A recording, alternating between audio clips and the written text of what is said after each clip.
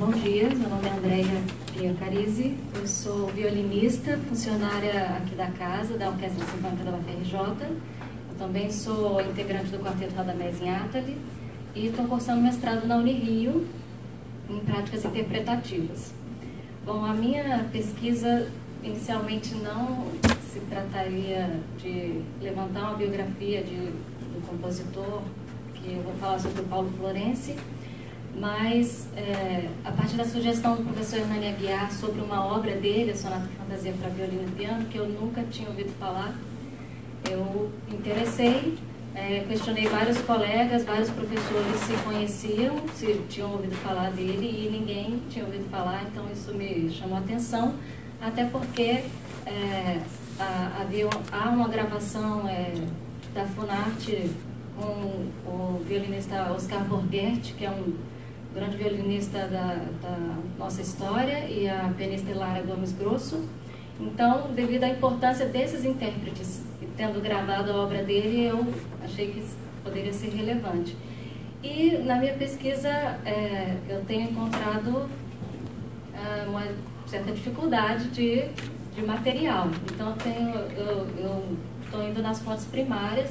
Nesse sentido, a Hemeroteca Digital está contribuindo muito, porque lá eles têm digitalizados periódicos, revistas, jornais de época, e é onde eu estou conseguindo as informações sobre a vida dele. Também, por coincidência, através de um funcionário da Escola de Comunicação e Artes da USP, ele entrou em contato com uma pessoa que tinha o mesmo sobrenome, e eu acabei localizando a família, e é com a família que estão os manuscritos da obra dele, e os programas e cartas que ele escreveu. As cartas ainda não tive acesso. Então a pesquisa tem se desenvolvido a partir daí. Eu vou trazer então em alguns tópicos um pouco da trajetória dele. O Florenzi, ele faz parte ele nasceu, viveu no período do romantismo musical brasileiro, e como a maioria dos compositores dessa época, ele teve sua formação praticamente inteira na Europa. Ele nasceu em 1864, mesmo ano que Nepomuceno. Todo mundo conhece Alberto Nepomuceno, mas o Florenzi, acredito que ninguém aqui. Então, aos 9 anos, começou seus estudos musicais. Ele era filho de 2 estrangeiros. O pai dele, Hércules Florenzi, um cientista francês, e a mãe, Carolina Krug Florenzi, era uma educadora alemã. Então, cedo ele foi logo para a Alemanha, onde ele estudou piano, teoria, composição, filosofia. Depois, em Leipzig, ele também estudou filosofia e teve esses mestres aí consagrados nos seus estudos. Ainda na Alemanha, de 88 a 90, ele foi mestre-capela desses 2 teatros municipais, em Ulm e Kiel. Depois ele regressou ao Brasil. Aí tem alguns lapsos, então, nessa história, dizendo que ele se dedicou ao professorado musical. Eu não encontrei nada ainda sobre essa época, se era como professor particular, se era como professor de composição ou piano.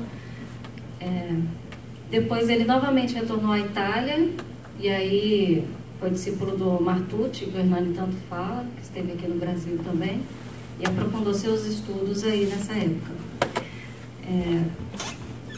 Dessa época, o José Viana da Mota conheceu o Florenzi, e aí ele escreveu uma carta que foi publicada no Jornal do Comércio, e nessa carta ele comenta sobre a publicação de um artigo do Florenzi, porque o Florenzi também teve um lado musicológico. Ele escreveu um artigo e um outro pequeno trabalho chamado Música e Evolução, e ele fala da relevância, da importância desse artigo, que teria todo o mérito, deveria ser, inclusive, traduzido em outras línguas, né?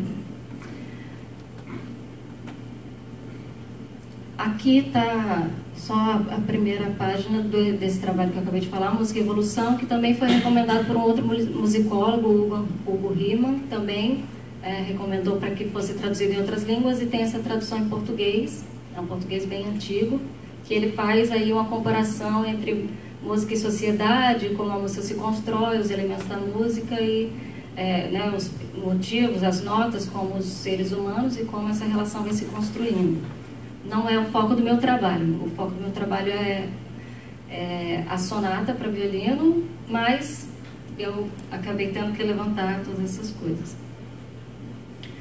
Depois disso ele regressou ao Brasil, né, depois de ter estado na Itália, e aí sim, ele se dedicou ao professorado, foi membro fundador do Instituto Musical de São Paulo, membro fundador do Conservatório Dramático Musical de São Paulo, e também era professor de piano, mas ele acompanhava a maioria dos concertos. Tem muitas notas de programa onde ele era um pianista acompanhador, né?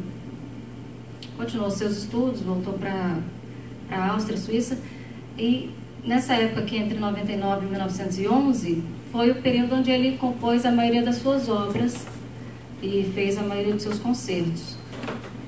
Daí de 14 em diante ele continuou lecionando e tem um outro lapso aí nessa história, que eu ainda não encontrei muitas coisas, e faleceu em 49 em São Paulo, já com 85 anos de idade. Então o Florenzi, ele é mais um desses compositores que foi negligenciado um pouco, né? Como o Henrique Oswald, como um colega Adoniran Reis acabou de publicar a tese dele sobre o Manuel Joaquim Buarque de Macedo, e esse trabalho dele está sendo fonte de outros trabalhos sobre o compositor, e a gente revive isso na nossa história, né? Eu, trabalhando no quarteto, a gente tem passado por isso, pesquisando as obras para quarteto do Cláudio Santoro. A gente gravou recentemente a Integral de Inátali também, porque os acervos estão com as famílias. Então, existe essa necessidade de ir atrás, de revisar as obras, né? O próprio Villa-Lobos, eu entrei no quarteto após eles terem gravado a Integral, mas é um trabalho necessário para nós intérpretes. Talvez seja a maior contribuição, resgatar compositores ou revisar e editar suas obras, né? Então, meu trabalho tem se direcionado a isso. Aí aqui eu coloquei algumas notas que estão nesses jornais críticos, né, de música, que falavam sobre ele. Vou ler aqui. Nesse tempo, Florenzi compôs muitas das suas principais obras. Isso é aquele período de 1911, quando ele tinha regressado ao Brasil, cujo caráter todo independente e especial não acompanha a feitura complicada e baralhosa das supostas músicas brasileiras modernas. Florenzi é compositor da maior erudição musical que o Brasil tem em toda a sua história. Possui ele também vastíssima cultura geral, suas obras de caráter sério obedecem à estrutura dos grandes mestres da música. Valeu-lhe certa ocasião esse assertivo: Paulo Florenzi, sem ser bar, escreve bar. Então, por esse tipo de comentário, a gente pressupõe que ele realmente era um compositor de grande estrutura, né? de compositor sério. Seu repertório é vastíssimo para composições para piano, violino, violoncelo e orquestra de cordas, cujas partituras trazem letras em diversos idiomas. Então, no meu trabalho, eu não vou tratar das obras dele para canto e piano. Ele tem, já até no site da UFMG, de canções brasileiras, tem um certo catálogo. E a maioria dessas obras tem obras de caráter mais erudito, mas a maioria delas tem um caráter mais popular, letras de poetas brasileiros. E também as obras para piano não é muito a minha área, eu estou tratando mais a parte que envolve cordas. Aqui essa nota da Academia Brasileira de Música eu coloquei, porque Florenzi também foi membro da Academia Brasileira de Música, ocupava a 28ª cadeira, e essa nota foi do falecimento dele em 49, então, quando Villa-Lobos era o presidente da Academia.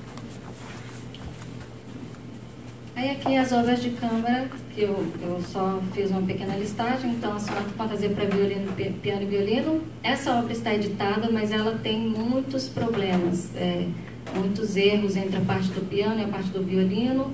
Infelizmente, o manuscrito, embora a família tenha dito que está com tudo, que não tenham doado o acervo, eu não encontrei.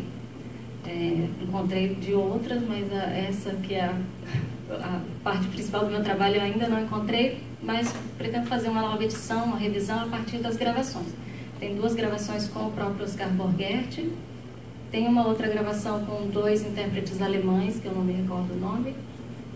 Então, se eu não conseguir o manuscrito até lá, eu vou fazer a partir da análise da gravação. Tem uma sonata para piano e violoncelo, que possivelmente foi, inclusive, executada por Pablo Casals. Tem uma nota no jornal, mas eu não encontrei o programa da execução, é o que eu estou procurando. Um trio para clarinete, piano e violino, um trio para flauta, piano e violino.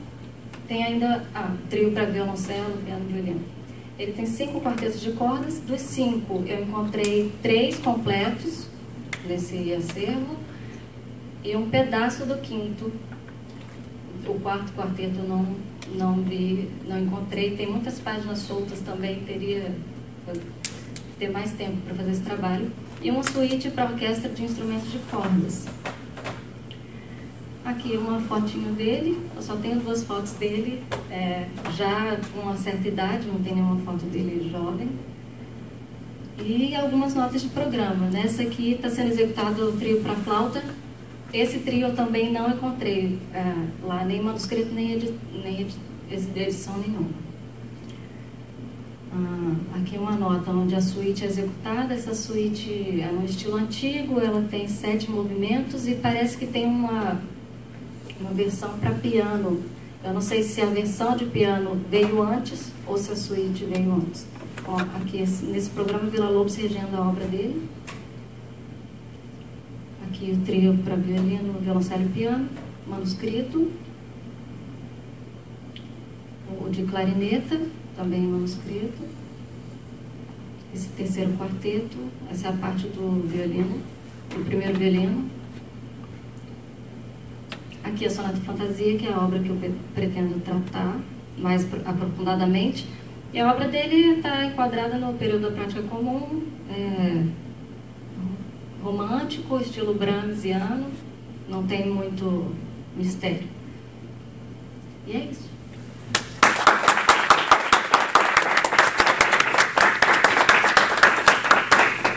Perguntas? Eu tenho uma pergunta. O trio que você falou de flauta, é flauta, violino e piano? Flauta, violino e piano. Os 3 trios têm violino e piano, e aí a flauta, clarinete e violoncelo. E essa partitura não está perdida? O trio de flauta, eu não sei se está perdida. O acervo tá muito bagunçado. Eu acho que é uma sobrinha neta dele. São 2 irmãs. Uma ela é produtora cultural e por isso ela teve interesse em ficar com o acervo. Ela falou que eles doaram obras editadas para um museu em São Paulo. Eu não me recordo do museu, mas parece que houve um alagamento grande, até devem ter perdido o acervo, mas que os manuscritos todos teriam ficado lá. E o trio de flauta eu não cheguei a encontrar. Mas...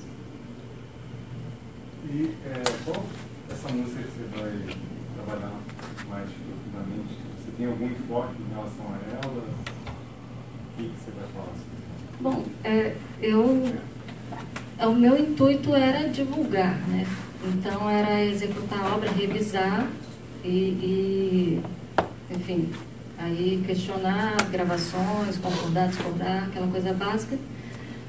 Porque eu também não acho que cabe muito uma análise da obra por ser uma coisa muito... tem uma característica muito comum já, muito conhecida, né? Então não seria tão necessário. Ela é editada, já tem uma... Ela tem essa edição, foi feita por um violinista Francisco Chiaffelli, que era muito colega dele, tocava muito das obras dele, mas ela tem muitos erros. Muitos erros mesmo. É uma pergunta difícil, assim, eu acho que de responder, né, pela própria natureza da questão, mas assim, você tem alguma aposta, alguma ideia, imagino que isso vai ser uma coisa investigada depois, né, de por que o Paulo Sorrans caiu no ostracismo? Olha, eu acredito que como vários compositores dessa época que atravessaram o modernismo musical, né, como a formação deles era europeia, independente que eles fizessem música brasileira, usassem temas brasileiros ou, no caso, né, das canções, de usarem letras brasileiras de poetas daqui, eles foram criticados, né? Eu não sei se eu quero muito entrar nesse de fazer música nacional, então quem tinha não sei se isso também contribuiu de ele não se colocar, não fazer essa questão de divulgação. Quando você entra em contato com a família, é o Flávio? Não, acho que não. Porque, bom, pelo menos essas sobrinhas, elas não comentaram nada disso. Não é uma família de músicos de lá. Tem família, tem pessoas que conhecem sobrenome. Eu não vi nenhuma relação até o momento, não. Inclusive, esse funcionário da USP, ele entrou em contato com um colega de sobrenome, mas esse colega não é músico. Ele tinha contato na USP, o Flávio Florencio, o Maurício Florencio, são músicos. Eu vou procurar saber. Eu falei com essas duas sobrinhas netas e nenhuma das duas são musicistas e não fizeram nenhuma menção.